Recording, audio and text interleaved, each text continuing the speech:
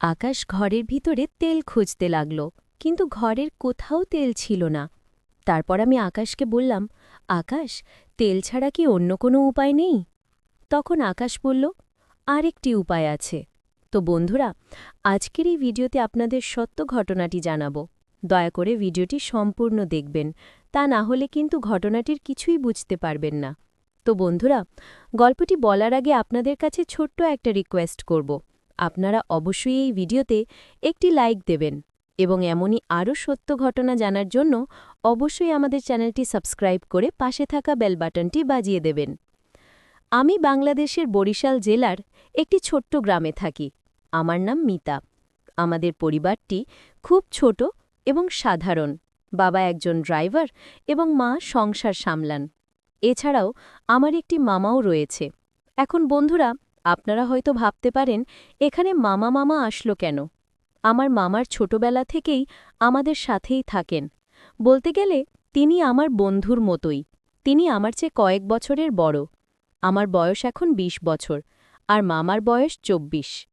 তিনি ঢাকায় একটি কোম্পানিতে চাকরি করেন। সাপ্তাহিক ছুটির দিনে, বিশেষ করে শুক্রবারে, তিনি আমাদের গ্রামের বাড়িতে চলে আসেন। আমাদের বাসাতে মাত্র ৩টি ঘর রয়েছে।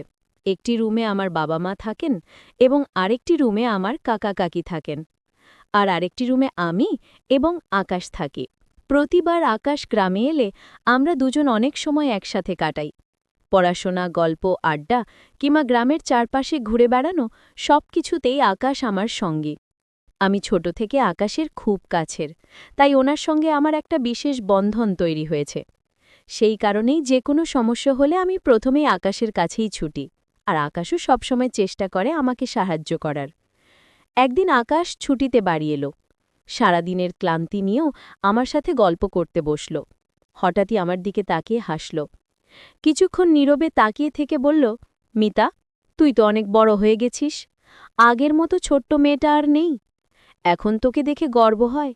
তুই সত্যি অনেক পরিবর্তনের সুন্দরী হয়েছিস। আকাশের কথায় আমি একটু লজ্জায় তাকিয়ে রইলাম, আবার ভেতরে ভেতরে আনন্দও হল। তারপর আকাশ আমাকে জিজ্ঞেস করল, আজ রাতে তুই কোথায় ঘুমাবি? আমি অবাক হয়ে বললাম, আরে আকাশ, এই প্রশ্ন করার কি আছে? আমরা তো আগের মতোই থাকব। আমি আমার জায়গায়, তুমি তোমার জায়গায়। আকাশ আবার হেসে বলল, আমি আসলে সেটা বলিনি মিতা। আমি বলতে চেয়েছিলাম, আমি যখন ছুটিতে আসি তখন তোকে সবসময় মেঝেতে ঘুমাতে হয় আর আমাকে বিছানায় রাখিস। এটা একদম ঠিক না। আমি চাই তুইও আমার মতো আরামে ঘুমাস। তারপর আকাশ হেসে বলল, আজ থেকে ছুটিতে আসলে আমরা রাতটা একসাথে কাটাবো, কিন্তু এবার নতুন নিয়ম। তুই আর আমি গল্প করতে বসবো বিছানায়, আর গল্পের মধ্যেই আমাদের ছোটবেলার গ্রামের সব মজার ঘটনা মনে করব। আমি হেসে বললাম, ঠিক আছে আকাশ, তাহলে রাতটা সত্যি আরও মজাদার হবে। এই রাতে শুরু হলো গল্প আর হাসির ছোঁয়ায়। আমরা দুজন ছোটবেলার কৌতুক, স্কুলের দুষ্টুমি আর গ্রামের মজার স্মৃতি নিয়ে গল্প করতে করতে সময়টা অজান্তেই কেটে গেল। মনে হলো এই মুহূর্তগুলোই আমাদের ছুটির দিনগুলোর সবচেয়ে আনন্দদায়ক মুহূর্ত। হঠাৎ আকাশ একটি প্রশ্ন করল, একটু হেসে বলল, মিতা, তুই কি কখনো কোনো ছেলের সঙ্গে প্রেম করেছিস বা কারো সঙ্গে ভালো লাগার অনুভূতি পেয়েছিস?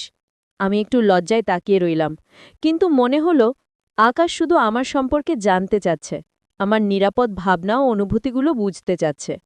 আমি ধীরে ধীরে উত্তর দিলাম, না আকাশ, এখনো কাউকে নিয়ে এমন কোনো অনুভূতি হয়নি। আমি এখন পড়াশোনা আর পরিবারের উপর মনোযোগ দিতে চাই।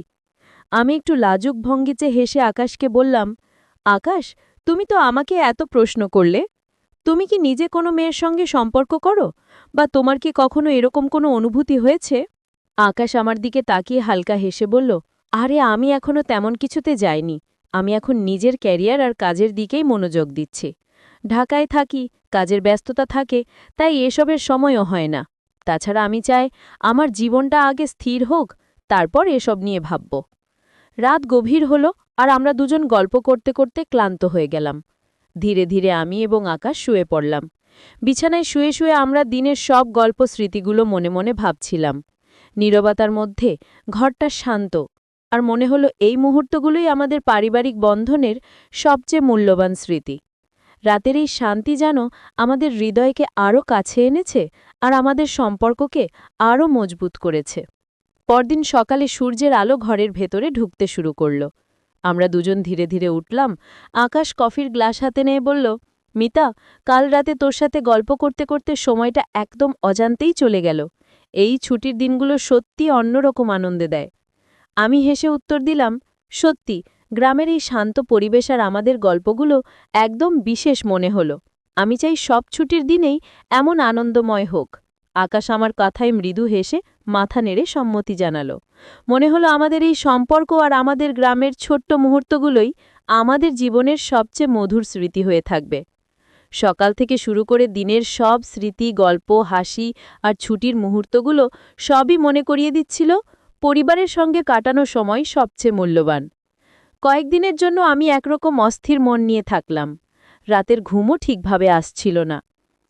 মনে হচ্ছিল আকাশ কি যেন কিছু বলতে চেয়েছিল, কিন্তু শেষ মুহূর্তে বলতে পারেনি। তার কথার ধরন, তার চোখের দিকে তাকানোর ভঙ্গি সবই আমাকে অদ্ভুতভাবে আকৃষ্ট করেছিল। মনে হচ্ছিল সেই কিছু যেন আমার সঙ্গে সম্পর্কিত একটি বিশেষ বিষয়, যা আমাকে জানতে হবে। কিন্তু কেন তিনি বলতে পারেননি, সেটা এক রহস্য। আমি ঠিক করলাম এখনই আকাশকে কল করব না, কিছু জিজ্ঞেস করব না। তবে মনে মনে আমি বারবার সেই মুহূর্তের কথা ভাবছিলাম। তার প্রতি কৌতূহল দিন দিন বাড়ছিল। কখনো মনে হচ্ছিল আমি হয়তো বুঝতে পারব কি বলতে চেয়েছিল, আবার কখনো মনে হচ্ছিল ধৈর্য ধরতেই হবে। হঠাৎ একদিন আকাশ আমাকে কল করল। তার কণ্ঠে এক ধরনের গুরুত্ব এবং নরমতা ছিল। সে বলল, মিতা, আমি বাড়ি এসে তোমার সঙ্গে একটি গুরুত্বপূর্ণ বিষয় নিয়ে কথা বলবো। হয়তো তুই রেগে যাবি, কিন্তু আমি অনেক দিন ধরে এই কথাটা বলতে চেয়েছি। এটা খুব গুরুত্বপূর্ণ, তুই শুনলেই বুঝবে। আমার মনে উত্তেজনার ঢেউ তোলপোড় করল। মনে হলো অবশেষে সেই মুহূর্ত, যা আমি কয়েকদিন ধরে অপেক্ষা করছিলাম, তা আসছে। কতই না কৌতূহল, কতই না প্রশ্ন, কিন্তু আমি শান্ত থাকার চেষ্টা করলাম। কয়েকদিনের অপেক্ষার পর আকাশ ছুটিতে বাড়ি এলো। আমি তাকে দেখে ভীষণ আনন্দ পেলাম। সঙ্গে সঙ্গে আমি বললাম, আকাশ, বলো তো যেটা বলতে চাচ্ছ। আকাশ আমার দিকে তাকিয়ে মৃদু হেসে বলল, না, এখনই বলবো না, রাতে বলবো, তখন তুই ভালোভাবে শুনবি। এই কথাটা এত স্পেশাল যে রাতের শান্তি আর সময়ের সঙ্গে থাকা উচিত।